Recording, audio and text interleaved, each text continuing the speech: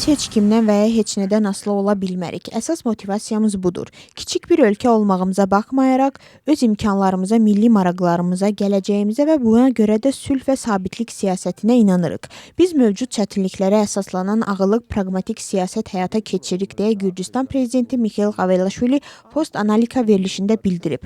Onun qeyd etdiyi kimi Gürcüstan Avropanın qiymətini bilir və onun ədalətsiz yanaşmasına baxmayaraq ölkə dialoqa hazırdır. Avropa rəsmiləri Amerika prezidenti tərəfindən söylənilən tənqidlərə cavab verirlər. Kaya Kallas'ın sözlərinə görə onlar Amerikada bir çox səhv şeyləri də göstərə bilərlər.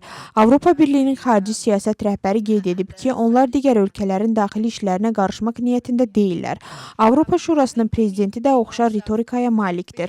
Antonio Costa qeyd edir ki, Avropa və Amerika müttəfiqdirlər və ölkələrin daxili siyasi həyatına qarışmayan şəkildə hərəkət etməlidirlər. Məsələ Tbilisidə qiymətləndirilib. Daxili müdaxilə və ikili standartlar, hakim komanda Avropa tərəfdaşlarını təndiq edir. Parlamentdə toplantılar və təbliğat tədbirləri haqqında qanuna edilən dəyişiklikləri 3-cü oxunuşda təsdiqləyib. Qanunvericilik orqanı qanun layihəsini sürətləndirilmiş qaydada müzakirə edib. Qanunvericilik sərtləşdirilir, insanların hərəkət etdiyi yerdə toplantı və ya nümayiş keçirildiyi təqdirdə Daxili İşlər Nazirliyinə əvvəlcədən bildiriş vermək öhdəliyi müəyyən edilir. Yolu bağlamağa bənzər dəyişikliklərlə toplantı və ya nümayiş iştirakçılarının sayı tələb etmədikcə insanların yollarını suni şəkildə bağlamaq yol verilməz olacaq. İnsanların yollarını nəqliyyat vasitələri, müxtəlif tikillər və əşyalarla bağlamaq da yol verilməz olacaq. Hakim partiya bildirir ki, səbəb toplaşmaq azadlığı ilə ictimai asayiş arasında tarazlığı qorumaqdır. Dəyişikliklər müxalifət tərəfindən təndiq olunur.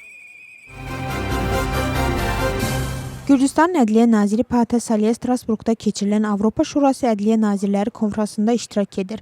Nazir çıxışında miqrasiya siyasətinin formalaşdırılması və idarə olunması prosesində bir tərəfdən insan hüquqlarının, digər tərəfdən isə dövlət suverenliyinin və milli maraqların qorunmasının vacibliyini Strasburq məhkəməsi tərəfindən miqrasiya məsələləri ilə bağlı müəyyən edilmiş standartların əhəmiyyətinə diqqət yetirib. Konfrans çərçivəsində Pata Salih həmçinin Gürcüstan miqrasiyasının idarə olunması sahəsindəki təcrübəsini və həmkarları ilə görüşüb. ABŞ prezidenti Donald Trump ABŞ-ın Venezuela sahillərində bir neft tankerini ələ keçirdiyini təsdiqləyir. O, bunun indiyə qədər ələ keçirilən ən böyük tanker olduğunu söyləyib. Biz indicə Venezuela sahillərində böyük bir tanker ələ keçirdik. Əslində indiyə qədər ələ keçirdiklərimizdən ən böyük tankerdir.